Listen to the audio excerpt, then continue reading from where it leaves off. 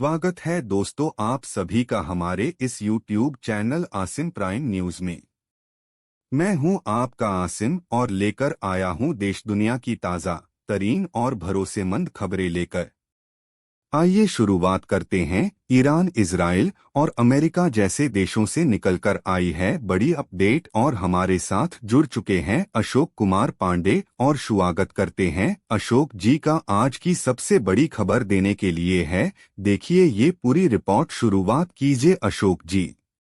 नमस्कार, मैं अशोक कुमार पांडे और स्वागत है आपका। टीसीएच पर वार चल रहा है, 7वें दिन भी जंग चल रही है और जिसको कहते हैं कि दोनों मुल्क इस जंग को एस्केलेशन लैडर की तरफ ले जा रहे हैं, यानी जो सीढ़ी होती है एस्केलेशन बढ़ावे की, युद्ध के बढ़ावे की जो सीढ़ी है उस पर लगातार चढ़ते जा रहे हैं। जंग लगातार और ज्यादा फैलती जा रही है और ज्यादा खतरनाक होती जा रही है। मैं आपको बताऊंगा कि कहां कहां अटैक किया अमेरिका ने और कहां कहां जवाब दिया ईरान ने। लेकिन जिस तरह की जंग चल रही है उसमें एक बात बहुत समझ में साफ आ रही है कि फिलहाल कोई समझौते वाली बात नहीं होनी है। जब यह समझौता हो रहा था तो भी मैंने कहा था कि यह समझौता अगर टूटेगा तो सबसे बड़ी दिक्कत जो होगी वो पाकिस्तान के लिए होगी। वो दिक्कत अलग अलग तरीके से सामने आ रही है, इस पर भी हम डिटेल में बात करेंगे। लेकिन ईरान ने इन सब के बीच में एक फुटेज जारी किया है, एक वीडियो फुटेज जारी किया है जो प्रेस टीवी पर आया है।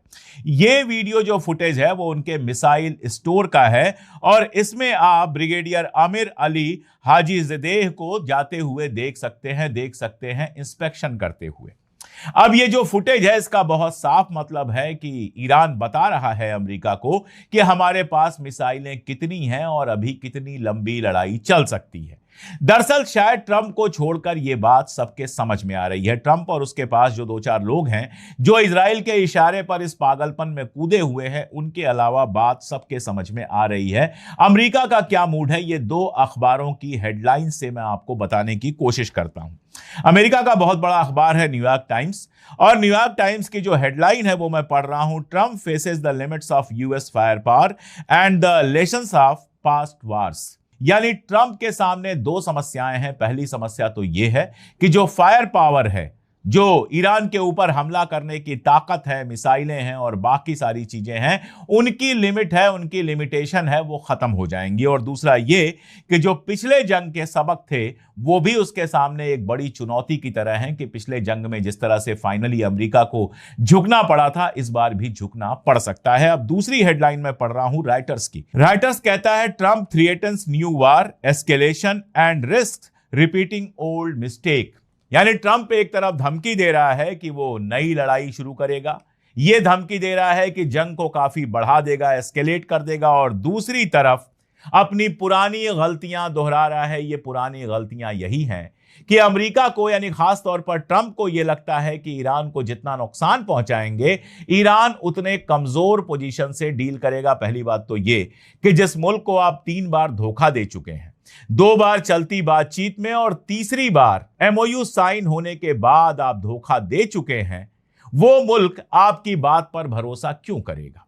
वो आपसे बातचीत करने क्यों जाएगा? कहा जाता है ईरान का जो लीडरशिप है, निजाम जो वहां का है, वो 2 हिस्सों में बटा हुआ है। एक हिस्सा कहता है कि बातचीत की तरफ जाना चाहिए और दूसरा हिस्सा कहता है कि जंग को चलाना चाहिए। अब आप सोचिए, जब 3-3 बार धोखा हो गया तो जो हिस्सा यह कहता है कि समझौते की तरफ जाना चाहिए, वो किस मुद्दे पर बहस करेगा?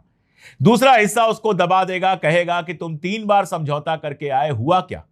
हमारे ऊपर हमला हुआ और लड़ाई दोबारा शुरू हुई, अब अमेरिका को तैयारी करने की मोहलत मिल गई। तो इससे बेहतर यह है कि अब इस जंग को तब तक चलाओ जब तक यह एक फैसला कुन ठिकाने तक नहीं पहुंच जाती है, जब तक यह जंग ऐसी जगह नहीं पहुंच जाती है कि अमेरिका हार मान ले। आप देखिए, इजराइल में, इजरायली मीडिया में एक तस्वीर चलाई जा रही है, एआई जनरेटेड तस्वीर चलाई जा रही है। वो तस्वीर आप स्क्रीन पर देख पा रहे हैं।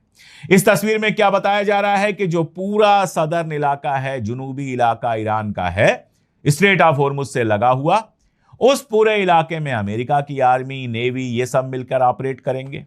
उधर से ऊपर से आप देख रहे हैं कि कुर्दिस्तान वाले इलाके से कुर्द हमला करेंगे ईरान के ऊपर, बलोच वाले इलाके से बलोच हमला करेंगे, और इजराइल इन सबको सपोर्ट कर देगा, सीरिया के थ्रू सपोर्ट करेगा कुर्दों को और बाकी जगहों से सपोर्ट करके ईरान पर अटैक करेगा और ईरान को कब्जा कर लेंगे। ये ख्वाब है जो इजराइल लगातार अमेरिका को दिखा रहा है।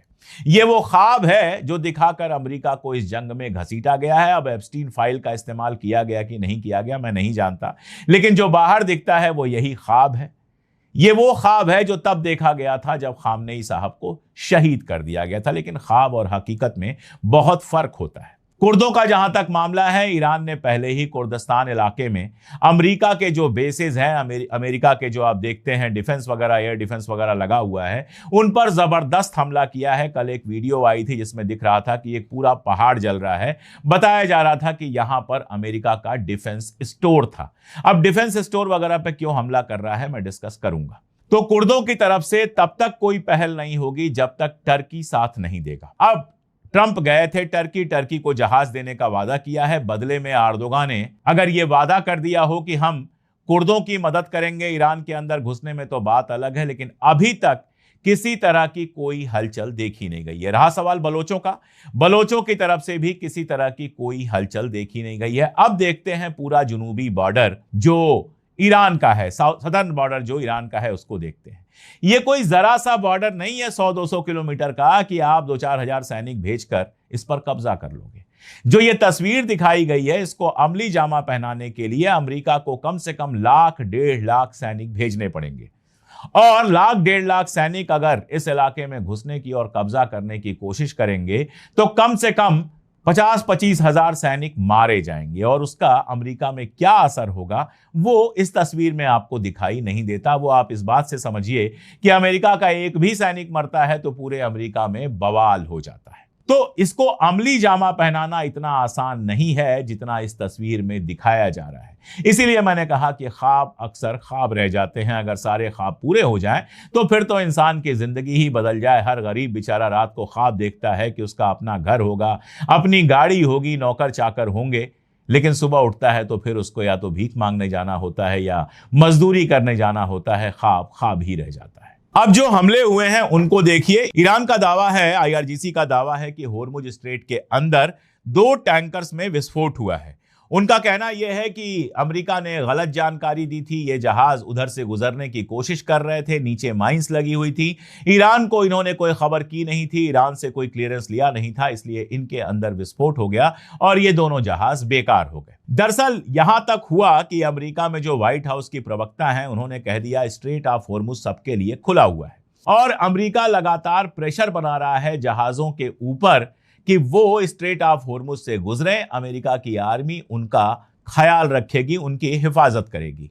लेकिन हालत यह है कि एक भी जहाज अमेरिका के भरोसे वहां से गुजरने को तैयार नहीं है। कल कुल मिलाजुलाकर 8 जहाज गुजरे थे और आज बताया जा रहा है पिछले 24 घंटों में, आज की जब मैं बात कर रहा हूं तो आज 18 जुलाई है, तो आज यह बताया जा रहा है कि केवल 2 जहाज वहां से गुजरे हैं। आप समझ सकते हैं कि स्ट्रेट ऑफ होर्मुज की क्या हालत है कि जहां से सैकड़ों जहाज रोज गुजरते थे वहां से सिर्फ 2 जहाज गुजरे हैं, और वो भी ईरान की परमिशन लेने के बाद। यानी ईरान की बिना परमिशन के एक भी जहाज वहां से गुजर नहीं पा रहा है। यही ईरान ने दांव पर लगाया है कि बाकी कुछ भी हो जाए हम जहाज वहां से नहीं गुजरने देंगे। तो स्ट्रेट ऑफ होर्मुज ईरान की जीत की गवाही दे रहा है।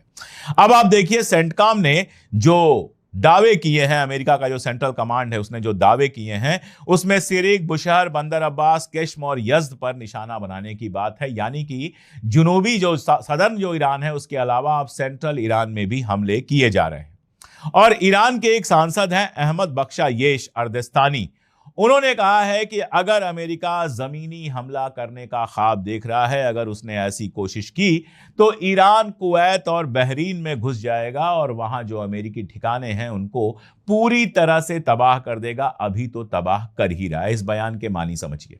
दरअसल जिस तरह से पहले सदर्न ईरान पर हमले हो रहे हैं और अब सेंट्रल ईरान पर हमले हो रहे हैं, ये लग रहा है कि और पुलों पर हमले हुए हैं, रेलवे ट्रैक पर हमले हुए हैं, ये लग रहा है, मैंने कल भी ये बात बताई थी कि ये लग रहा है कि अमेरिका तैयारी कर रहा है वहां पर फौज को जमीन पर उतारने का। यानी बूट ऑन ग्राउंड जिसको कहते हैं, उसकी तैयारी कर रहा है अमेरिका। और ईरान ने पहले भी कहा है, और ये जो सांसद साहब ने दावा किया है ये भी वही है, कि आप अगर हमारी जमीन में घुसेंगे तो हम उन मुल्कों की जमीन में घुस जाएंगे जहां आपके बेस हैं, यानी कुवैत और बहरीन जो सबसे करीब हैं ईरान के।